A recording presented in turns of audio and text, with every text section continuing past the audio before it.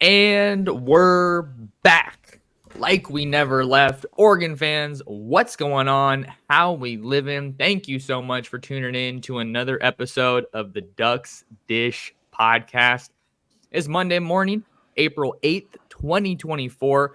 Glad to have you along. Thank you for being here. We got some big news to get into on today's live episode of the podcast. We're coming to you on YouTube at Oregon Football Max Torres, as well as Twitter at Torres Sports. Joining me to break down some big news this morning is my guy, Spencer McLaughlin of Locked On Ducks and Locked On College Football. Spencer, how the heck are you? I see you got a fresh cut.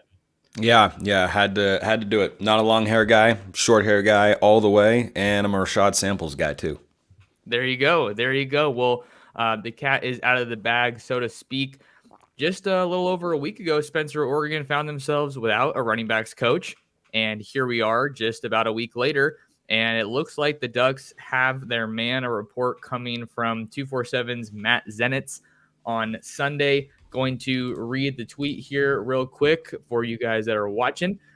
Oregon is now set to hire Arizona State's Rashad Samples as its new running backs coach and assistant head coach, sources tell 24/7 Sports. In Samples, Oregon lands one of the nation's top recruiters. In addition, he helped Ulysses Bentley become a freshman All-American running back as the running back coach at SMU and helped Arizona State wide receiver Eliza Badger earn all Pac-12 honorable mention recognition last season while serving as ASU's pass game coordinator and wide receivers coach. So kind of the funniest thing, I guess, maybe not that funny, but Oregon's new running backs coach was a wide receiver coach last year.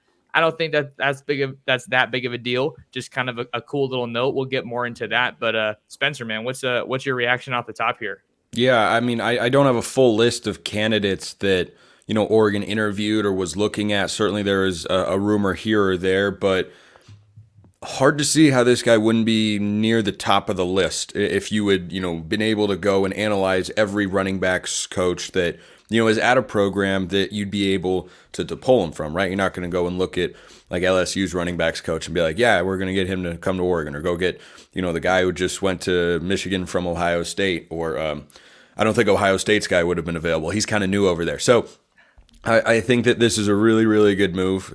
I don't know how long Samples is going to be at Oregon because he seems like, an up and coming sort of star. But I think that's why this move should excite Oregon fans, is you've got a guy on staff that is capable, in the words of his former head coach, Kenny Dillingham, of being a head coach. Like that was the statement that he made about him when Samples left ASU, was this guy's really good. He could run a program right now. And he's just really young. He's got a little bit of NFL experience. He spent some time with the Rams. He was at SMU. He's at ASU. And I think it, stays in rhythm with what Lanning has really wanted to do with his coaching staff, which is promote young guys from schools that are not as big a brand as Oregon and allow them to showcase their talents if they're, maybe flying under the radar a bit. And, certainly Samples is a guy that has built up a great reputation as a recruiter. And if you then add that to the Oregon brand, as long as he is with the Ducks, I think Oregon fans should expect the results to be really, really good. He's worked with receivers and running backs, and I think he's someone who maybe wants to be an offensive coordinator or head coach one day. If Will Stein, this is a question I just thought of, if Will Stein were to take a head coaching job after this season or next, and Samples were still around, would Samples be the choice as the next offensive coordinator? I don't know. I don't know. I think that's an interesting question because he has that sort of career trajectory. I think when you see someone that has, pass game coordinator in their title at a particular stop, that's usually somebody who, goes on to be an offensive coordinator if he wants to be. And so I think this guy demonstrates that. I think he fits with Lanning and, the mold of coaches that he's brought in. There was Adrian Clem, but then it was Alik Terry, right? And they've promoted Coach Wadood on the defensive side of the ball. Lanning likes the young, energetic guys because I think he knows they're hungry to be great recruiters, and that's a big priority. I think anytime you lose a coach at a place like Oregon, it's very easy for the fan to quickly want the splash hire or the big name, but that really hasn't been the case under Lanning, as you kind of alluded to, Spencer. He's a coach that has I don't know if you'd say a track record, but at least has a pattern right now of kind of giving the younger guys the benefit of the doubt, right? With Alik Terry coming in previously. Rashad Samples, for those that don't know, is only 29 years old. So I think for as decorated of a resume as he has at that young of an age, that's something that you gotta love. I mean, you also have stops at Houston and Texas, so very, very deep Texas roots, which is going to be a tremendous asset on the recruiting trail. We all know that the Ducks love to recruit the state of Texas. And I think you get a really good blend here of a couple of different key factors, right? Even though he's really young, I think you get that development factor, someone who clearly knows what they're doing at the position. I mean, you could say that for any hire, right? Lanning's not going to hire a guy who doesn't know what he's doing, but I say that particularly because he has that NFL background, spending the 2022 season with the Rams, which I think is awesome. If you, even though it's just one season, it's going to be very valuable for Samples when he goes into a living room and says, "I coached in the NFL and I'm not even 30 yet." So I think that's awesome. And then I think that you get a guy who has those Texas roots, also has some familiarity with the West Coast, the Western region of the country from some time at Arizona State. And I think that there's a lot of early things to like with this hire. It is worth mentioning that it hasn't been officially announced yet by the University of Oregon, but Zenit is reporting it. A lot of other reporters in the Oregon market have confirmed it. So it looks like all signs are indicating that this is the move for the Ducks. Yeah, and I think it's a really good one, as we discussed, and there could be some positive externalities that come with it as well. I don't know if you saw Zach Neal's not so tinfoil hat suggestion that he put out on Twitter yesterday, but Coach Samples' father, excuse me, is the high school coach at Duncanville in Texas, which is a powerhouse of a Texas high school football program, which of course says a lot. And on that team is one DeCorian Moore. Now, does this guarantee that Oregon is getting DeCorian Moore? No, I don't think it does. But when you draw those connection points, I don't think it's impossible to see. I don't think it can do anything but help the chances that flip happens. And Moore's going to be a really highly sought after recruit, right? He's already verbally committed to LSU, but Texas is still recruiting him. Oregon's still recruiting him. Those are kind of the top three, and those are some heavy hitters. Those are some heavy hitters on the recruiting trail. But I think that's the name that, in addition to Samples himself, is kind of, getting floated around and getting some buzz, and rightfully so, because of the connections there. And you've now got Samples, whose recruiting prowess is well established, number one. And you have Junior Adams, who has also been a kick-ass recruiter. And those are the two guys, I'd imagine, who are going to be primarily involved with the recruitment of DeCorian Moore. So I think that it's a great move for the Ducks. And another thing, too, I talked about this on my show that aired today, and you go check it out on YouTube or wherever you get your podcasts. But I don't know why situations like this always have to lead a decent number of fans, at least, to just start trashing the other guy. Like, all of a sudden, Carlos Locklyn amongst Oregon fans is like the worst running backs coach ever. He's absolutely no good. He didn't recruit. What did he do? And it's like, whoa, hold on. Two things can be true at once. Rashad Samples could have a higher potential ceiling because of the way that he recruits. And also, Carlos Locklyn was very good for the Ducks. Like, the biggest takeaway I see online is, well, it's an upgrade. This is an upgrade. This is an upgrade. Look, I think it's a very good hire, as I have talked about. But can we wait to call it an upgrade until we actually, see him coach and recruit the position for 2 years? Because I watched Locklyn do it. And Ohio State wanted him for a reason. The guy's very good. He's very, very good. I'd be content if Locklyn was still around. I think Locklyn was very good. I just don't understand why, fans have to constantly go into, this guy is now no good just because he's leaving Oregon. I will not understand that. To me, Spencer, it very much we're going to get some more recruiting stuff in a little bit. But after hearing you say that, it very much reeks of the, oh, we didn't want him anyway kind of vibe that you get when a guy decommits. Like when someone decommits from a fan's favorite school, That's really what it comes to, and it's very short sighted to say, because I completely agree with you. Carlos Locklyn was a tremendous coach Yeah. at Oregon. He really was. Sure, he didn't land every recruit that the Ducks were going after at the running back position, but I know for a fact that he was incredibly involved with a lot of other recruits that weren't even that position. You look at Jaquan McRoy, one of the top guys in Alabama. Locklyn was involved there as a native of Alabama himself. So I think that, I mean, you and I both know Oregon fans. They can be very temperamental, very quick to anger. So Oh, I I'm think not. a lot of fans. I think a lot of fans Yeah, are, no, are like that. there's that batch of people in any fan base for sure. But I think I'm just trying to double down on your point that Lachlan was a really really good coach, and it's way too early to call this one either way. I mean, we haven't even gotten a picture of the guy in a duck, polo or sweatshirt or whatever yet. But I think to get a little bit more into the recruiting part that you mentioned, Spencer, I think this hire of Samples being a younger guy, it is only going to help with recruiting, because to a degree, recruiting is a young man's game, right? Having young guys that are willing to travel all over the country, that are willing to hop on FaceTime or text a recruit, play some video games with a recruit, is something that I've heard many times before. Just being relatable with recruits, I think that's only Do you know going what to. video games they play? I mean, you could say Fortnite, Madden, NBA, 2K. Oh Those man, are probably 2K's gone maybe Rocket downhill. League. Rocket League's a good one. 2K has gone so far. I haven't played 2K in years. I played it all the time growing up. MLB The Show is a great game. Yeah, Great game. I still need to. I think that might be my next purchase now that baseball season's underway. Oh, dude, the show is just fantastic. My Giants taking a series win over the Padres in their first home series in San Francisco. You absolutely love that. But yeah, I think the Rashad Samples hire from a recruiting standpoint is going to really, really help the Ducks. We talked about the extensive ties into the state of Texas.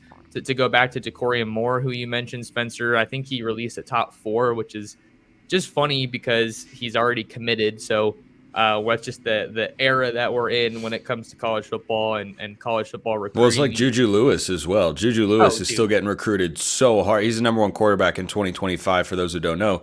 He's verbally committed to USC. I think the expectation is he's not going to go to USC.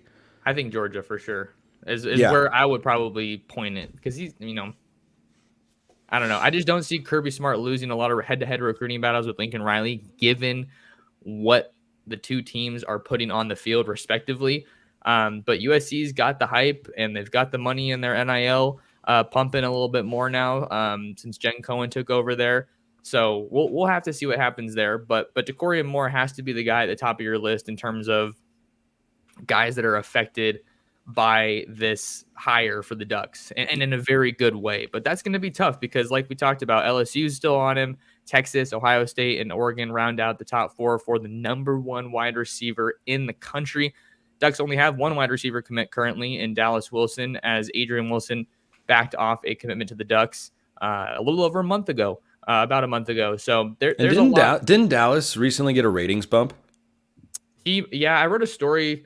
These updates come out so often. I know I wrote a story saying that he was they back can, they can be a little sporadic status. and random sometimes. But the other name to watch on the trail for the Ducks with the Samples hire that I've been told is it greatly increases the likelihood of getting Cooper Perry out of Arizona, and that's a guy who is not Decorian Moore, but is certainly the sort of wide receiver that you want to go get. And I don't know if wide receiver is the highest priority position right now in 2025. I think Oregon's got their depth pretty well lined up, but you don't know what sort of transfer portal departures you're going to encounter between now and then, and that's why it never hurts to recruit depth at that sort of spot. Because even though after this year Oregon could very well lose their top 4 wideouts, I'd still feel pretty good about the wide receiver room next year, especially when you figure they'll bring in probably at least 1 transfer. Talking with my guy, Spencer McLaughlin, on a Monday morning. We're talking Ducks, talking Oregon football, and new running backs coach Rashad Samples. Still waiting for that hire to become official, but it looks like all signs are pointing towards that. glad to have you guys along. Make sure to like, comment, and subscribe wherever you are tuned into today's show. Spencer, you talked about Cooper Perry. I know I put my prediction in for Cooper Perry to Oregon. I want to say in January, late January. So I've definitely been on that one for a while, and I know that Arizona State has been one of the main competitors for Oregon in the Cooper Perry recruitment. Kenny Dillingham, to his credit, has done a tremendous job just putting forth an all-out effort to keep the top guys in state. And Cooper Perry, I believe, is the number one player in the state of Arizona. Recently, Steve Wiltfong, now at On3, put in a prediction for Oregon to land Cooper Perry. So just growing confidence. Wait, back up. Wiltfong's not at 24/7? No, sir. He's at On3 now. How did I miss that? Come on, man. I'm asleep. I'm playing too much golf.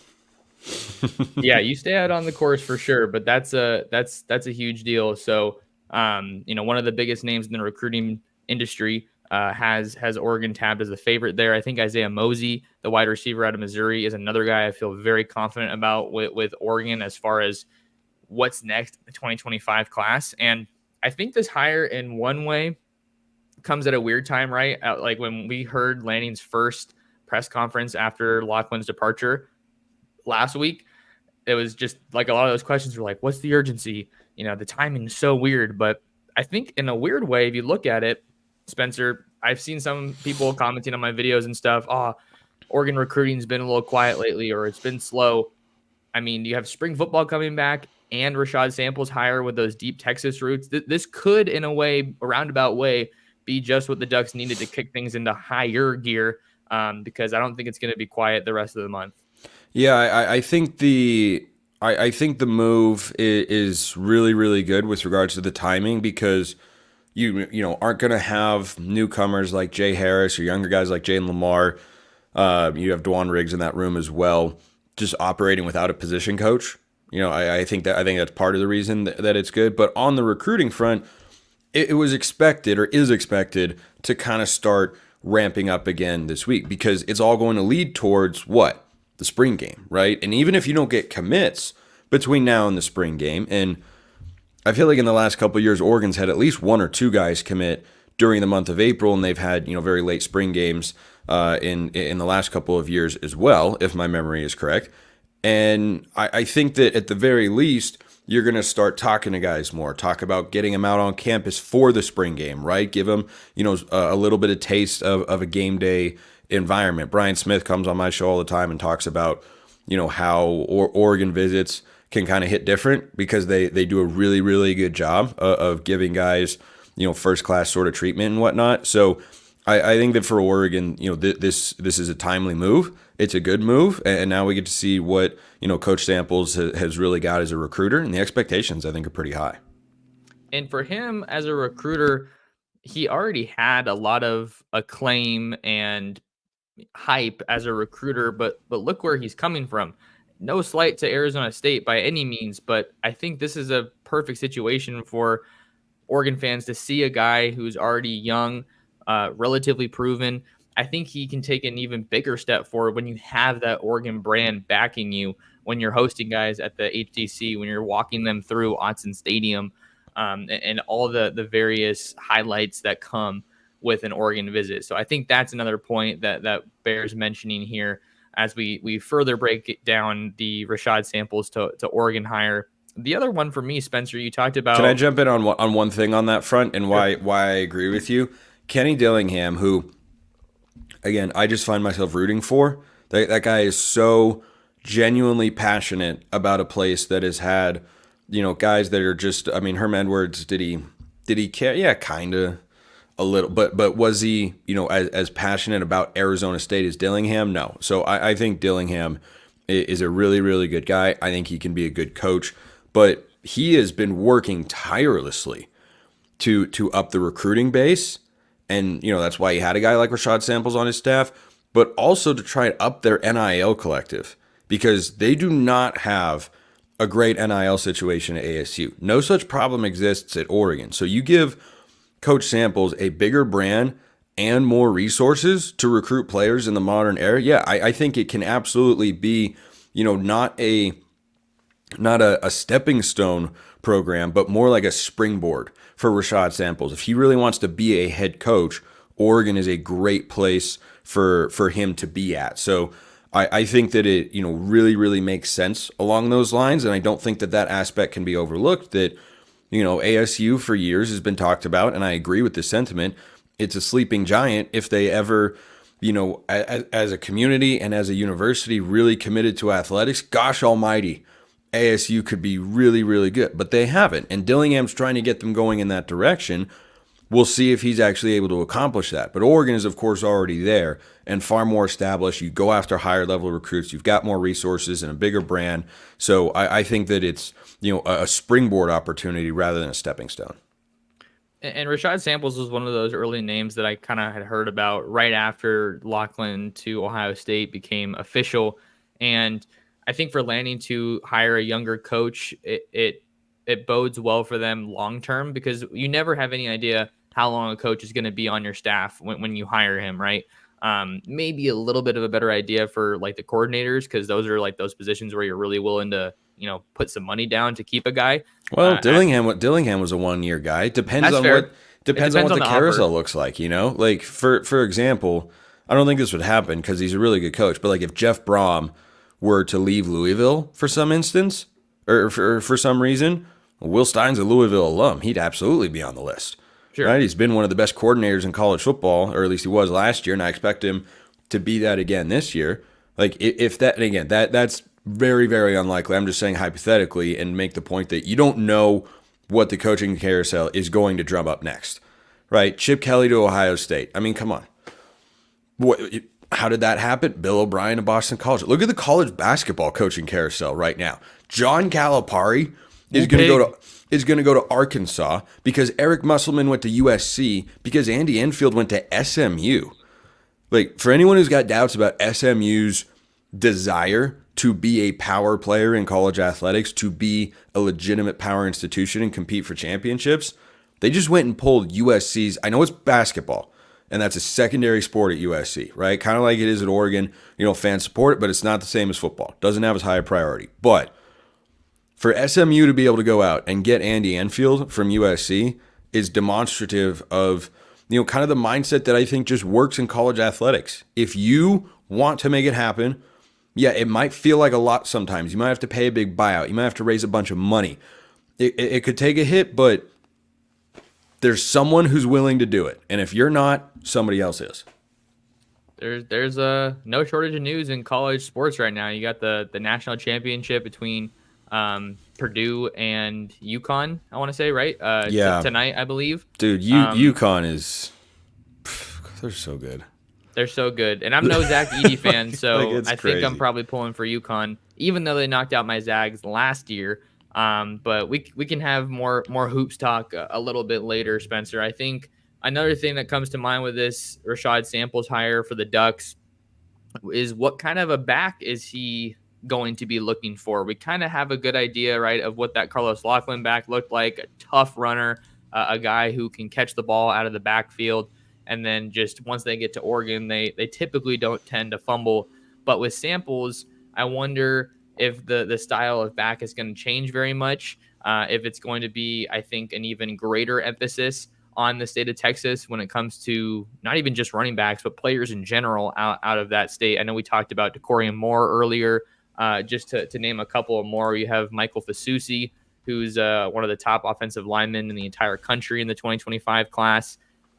You have Khalil Lockett out of Satchie. I totally butchered that. That was not the right guy to name. But Khalil Lockett is a 5-star wideout in the 2025 class. So we're gonna see Oregon very much stick around in Texas. Jonah Williams out of Galveston is another one that comes to mind for me. But for Oregon to bring in another young guy, I think it is a very good long-term move for your staff, because we talked about the coaching carousel. I think Dan Lanning looked at this situation, looked at this hire and said, hey, man, anything can happen at any time. If I get a good young coach and invest in him and develop him as a coach and his skill sets, I think that we never know what the situation is going to be when someone else comes calling. But at least you're going to be able to say, hey, this is a guy who believed in me and brought me in as a young coach. And you could end up saving yourself some trouble in the long run when the carousel kind of comes calling to anybody on your staff. Yeah, I think you just continue to make yourself an attractive place to work for young, promising, upcoming, and really quality coaches who either are position coaches, want to be coordinators, or coordinators who want to be head coaches, or assistants who want to move into a full time role. Being like a co running backs coach or O-line coach or assistant O-line or getting a promotion or anything like that. You want to showcase that you can give those sorts of opportunities and allow them to succeed, because when you succeed, you're going to have coaches leave. It's always going. How many assistant coaches do you think Nick Saban had to replace on average per year? Probably 1.5 would be my guess of like major assistant coaches or coordinators. Like I can just think in the last decade, he had Lane Kiffin as offensive coordinator. He had Steve Sarkisian as offensive coordinator. He had Bill O'Brien as an offensive coordinator. He had Tommy Rees as an offensive coordinator. That's in like the last 7-8 years. That's just offensive coordinators. You're not talking about DCs. You're not talking about running backs coaches. Once upon a time, Mario Cristobal was an assistant on that Alabama staff. And then he went to be the OC at Oregon. And then he was the head coach at Oregon. Now he's the head coach in Miami. Like this is just, the way of the world with the coaching carousel. And you have to be able to continually attract quality candidates. And I think we've seen that with Lanning time and time again. And this is only his third year ever being a head coach. I think he's just, further cementing his status as the guy that Oregon fans want to have and should want to have going forward. And Lanning continues to make the moves on the field and put out a great product. And then another mark of a great head coach is how you manage staff turnover. And all the hires that he's made up until this point have been very beneficial and very fruitful to Oregon. So I think Rashad Samples is at least on that trajectory right now. But at the end of the day, the ball stops with Lanning. The buck stops with Lanning. He's the one in charge of everything with everything at Oregon. And then Marshall Malco obviously is his right-hand man as the chief of staff. One other quick remark, Spencer, I did want to bring this up. I almost forgot to scroll over to it. Kenny Dillingham, who we were talking about earlier, kind of an easy guy to root for, even though he's not on the Oregon staff anymore. He's now the head coach at Arizona State, and he put out a little tweet kind of addressing the situation, and he said, quote, "Fired up for Rashad Samples. Second time he has become an assistant head coach in the Power 5 before the age of 30. Forever grateful for him helping us get ASU back in a forward direction and can't wait to see his career continue to skyrocket." I think that's a kind of one of those smaller notes is assistant head coach. As a guy who's only 29, I think that's not an insignificant tag in this hire. Yeah, I think it's a testament to what we were talking about earlier. Like this is a guy who wants to be an offensive coordinator or a head coach one day. He just does. And I don't think that's a bad thing, because you're going to have someone who will never be, just content to have the job that he has. He's just going to be constantly hungry to prove himself, to want to show that, he's worthy not just of the role he has, but the role that he wants to have. And I think that, again, falls in line with what Dan Lanning has wanted to hire. And it's clearly worked out so far. I mean, Alik Terry, guy looks like a stud. Adrian Clem was really good. And I think because Clem went to the NFL, there wasn't as much of that dynamic that you've got with Locklyn here. Right, Locklyn went to someone who is now a Big Ten foe in Ohio State, but Clem went off to the NFL. I think Oregon fans, at least as I remember, were all mostly, best of luck, bummed to lose him, who are we going to hire and whatnot. It wasn't, he wasn't any good. The offensive lines were actually really bad, and there was no good recruiting or anything. Like I don't dive into that sort of stuff. So I think that the move, tracks. I think it's a great fit, and I really look forward to seeing how he can recruit on the trail. Well, Dan Lanning and the Ducks answer a pretty significant question in spring football as far as addressing a vacant position on their coaching staff. I think Carlos Locklyn was a huge asset and an awesome coach, but things move on. You got to keep going. You got to get ready for the next game. And that's what the Ducks are doing as they continue to ramp up spring practice. They will return to the practice field tomorrow on Tuesday to resume spring practice. And now we kind of get to see, with Samples in place, what's next for the Ducks. Hopefully something will come on the recruiting trail, because it has been relatively quiet. It's been very quiet, very, very quiet. But I think that'll pick up in the next couple of weeks, at least, with big visitor announcements for the spring game. Oh yeah, it's always been building towards the spring game. That is Oregon's marquee recruiting event of the entire calendar year. That and Saturday Night Live in late July. But it seems like it's the calm before the storm. I think there's been too much noise across the country and amongst Oregon's rivals for them not to have some kind of a counterpunch with recruiting. So I think it's going to be fun to follow. Spencer, before we get out of here, let the people know where they can find you and all the awesome work you're doing covering college football. Yeah, I host Locked On Ducks and Locked On College Football, as you can see right there. Both are on YouTube and wherever you get your podcasts. Monday through Friday, all year round, over on Locked On CFB. We've got the biggest stories in what I deem the greatest sport on planet Earth because, well, it of course is realignment, carousel, portal. We cover it all over there. And then everything you need to know about the Ducks, I'm always talking about it over at Locked On Ducks as well. And can't forget to plug that I'm also the play-by-play voice for the Southern Utah University Thunderbirds. So go T-Birds. Make sure you guys tap in with Spencer and all the awesome stuff he's got going on. We're trying to maybe do some more shows a little bit more often.